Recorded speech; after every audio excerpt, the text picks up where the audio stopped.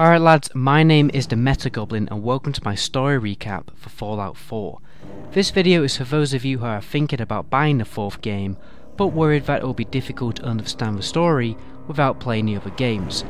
First of all, you probably don't need to worry that much since Bethesda wouldn't develop a game that required you to buy the previous games to actually understand the game. They wouldn't turn over as much profit if that was the case. I think the video will also be useful for those of you who have played the previous games. Because it's a bit of a recap to get you ready for the fourth game, and I'll also be covering a lot of information which you might have actually missed from playing the games. This is how the video will be structured. First of all, we'll run through the events that happened before the games actually began, and they kind of transition into the post-apocalyptic setting in which the Fallout series is actually set. Then I'll recap the story of the previous 4 games. So let's jump into it. Now you're probably wondering why the world of Fallout is so messed up and why the game has a 50s style, yet the game is supposed to be set in a futuristic timeline, since there are like robots and laser beams knocking around. Is this because the game series was heavily influenced by a collection of science fiction short stories written in the 50s named The Worlds of Tomorrow, which were about a futuristic world with a lot of weird predictive theories like robots helping with domestic chores.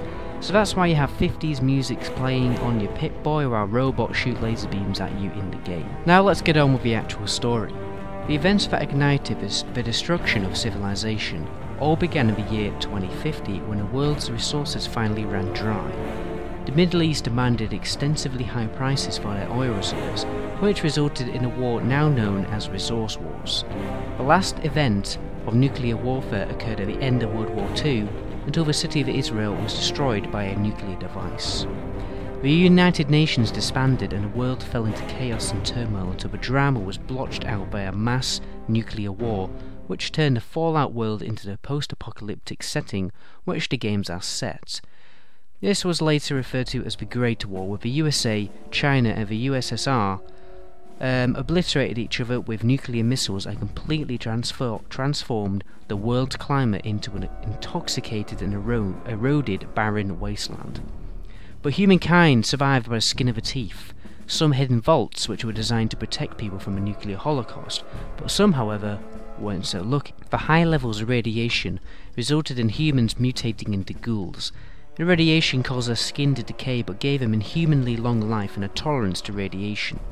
The ghouls made their own communities and survived a brutal civilization for 20 years before the first vault was opened. The vaults were allegedly in 2050 constructed to help humanity survive if a nuclear holocaust ever happened. However, all the participants were cruelly deceived, since truthfully the vaults were created to conduct social experiments on citizens. Now that is where our story properly begins, so I'm going to begin recapping the events of the games. Your character at the beginning of the first game is an occupant of Vault 13. Unfortunately, your water chip, responsible for purifying and recycling water for the community of the Vault, breaks, and the overseer of the Vault assigns you with a task of venturing outside of the Vault to replace it before the Vault's water supply runs dry. Once successfully replacing the water chip, the Overseer then orders you to put an end to the threat of a super mutant army. You eventually find an old military base where a mutated brain, hybridized into a computer also known as the Master, is basically dunking humans into vats of forced evolutionary virus, or FEV, and turning them into super mutants. Your character destroys the base and the Master and the super mutant army, and then returns to the Vault. But the Overseer won't let your character back into the safety of the Vault, for he fears that all the other members of the Vault will want to leave like you did. Therefore you are a threat to the survival of the Vault, thus you are exiled to the desert where the game finally ends, unless your character had developed a bad karma stat throughout your adventure, which gives you the option to kill the Overseer instead. During your exile, you bind a community together and travel north to form a tribal village called Arroyo. Decades go by and your character disappears, leaving behind his memoirs. The village of Arroyo suffers a near-deathly drought, and the Elder decides to assign your character's son, also known as the Chosen One, and your character in the second game the task of finding the Garden of Eden creation kit, or GEC. And this is where the second game begins. Your character finds Vault 13 abandoned of its residents, but succeeds in obtaining a GEC device. He then returns to his village to find his people captured by the Enclave, an elusive organisation who are later revealed to be the remaining strength of the United States federal government after the war. Your character activates an ancient oil tanker and its autopilot to safely travel to the Enclave's base on an oil rig at sea. Turns out your people, along with the residents of Vault 13, are being forced to become test subjects for the forced evolution virus. The Enclave turned the virus into an airborne disease designed to attack and kill any form of mutated DNA, so they can basically wipe out the world of mutants and ghouls to recreate a clean society. Your character liberates the people of his village, and the members of Vault 13 destroys the Enclave's oil rig base, and together, using the gate device, they create a resourceful civilization. Now, a gate device is basically is a device that is given to some of the vaults, and it basically creates life out of nothing. So you've got a desert, and then you can create a forest. That's basically what it kind of does, and they use that and create a new civilization. Anyway, the story of the third game begins in Vault 101. You are the child of a scientist and doctor, James, who leaves the vault, which later results in the residents enacting anarchy. The overseer orders the security to hunt you down, but you fight them off and escape the vault. Then you set out to try and find your father. Your investigation leads you to Rivet City, which is an unoperational aircraft carrier now serving as a residence for a civilization, where you converse with Dr. Lee, who informs you about the Project Purity, which is a project that you and your father and mother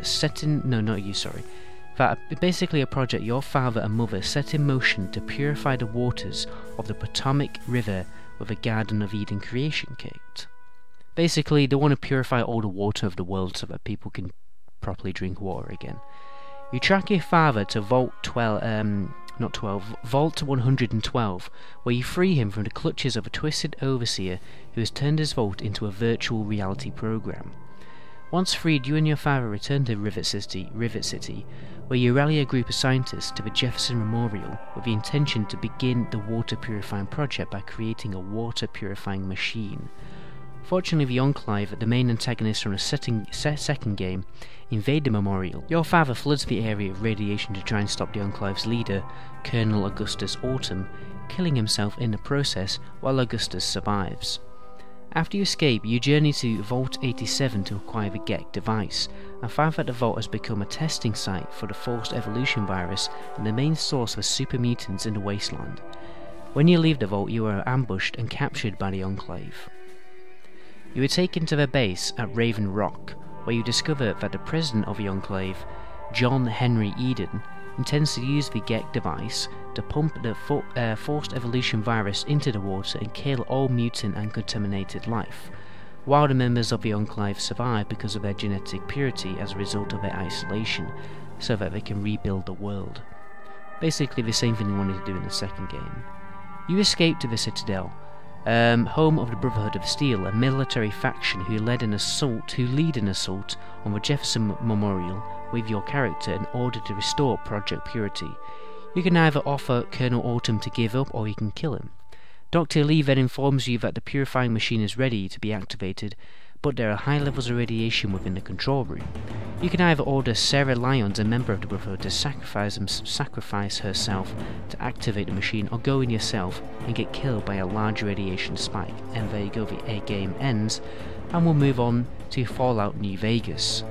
The thing that's difficult to explain about Fallout New Vegas is that there are numerous different main storylines depending on which faction you chose, and it will take me ages to go through them all. The story is set 4 years following the events of Fallout 3. However, the story isn't a direct follow-up. It could be seen as a spin-off story. I'm going to follow the independent storyline, which means you didn't side with any of the factions within the game. At the beginning of the game, you wake up in a town of Goodsprings, and it turns out you're rescued by a local by the name of Victor. Turns out your character is a courier who was supposed to deliver a package from Prims to New Vegas. However, you were intercepted by the Great Khans, a raider clan. You were shot, looted, and left in a shallow grave. Once Victor helps you back to your health, you are pushed into the open world with the intention to find out the mysterious man who shot you and what package you were supposed to deliver. Your journey leads you to New Vegas. On your arrival, you discover a plot to overthrow Mr. House, the leader of New Vegas, at the hands of Benny, the head chairman of New Vegas. Your character either has the choice to help Benny with his plans or kill him, and carry out his plans himself, or herself. Together, you and the artificial intelligence implanted into a security bot by the name of Yes Man successfully fight off the NCR and the Legion from Hoover Dam, allowing New Vegas to become an independent city. There are other versions of the story for New Vegas, but it would end up being the total current length of this video, so maybe I'll make an extended video about Fallout New Vegas in the future. Anyway lads, that's it for this video. Stay tuned for more gaming lore. My name is the Meta Goblin, and until my next video, ciao!